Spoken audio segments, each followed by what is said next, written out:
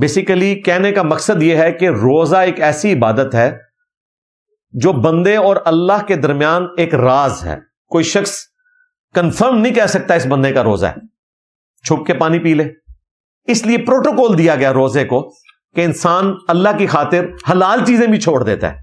روزہ وہ عبادت ہے جس میں آپ حلال چیز بھی چھوڑے ہوئے ہیں, اور آپ کے اور اللہ کے درمیان راز ہے. نماز تو سب کے سامنے ظاہر ہو جائے گی, کوئی نہ کوئی تو دیکھ لے گا, اور مرد کی تو دیکھے گا کیونکہ اس نے پبلکلی آ کے نماز پڑھنی ہے.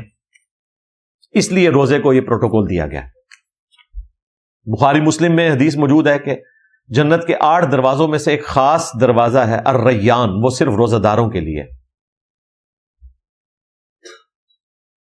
قرآن میں اللہ نے فرمایا سورج, چاند, ستارے, درخت, جانور سب اللہ کو سجدہ کر رہے ہیں, ان کا سجدہ کون سا ہے واضح کرتے ہیں.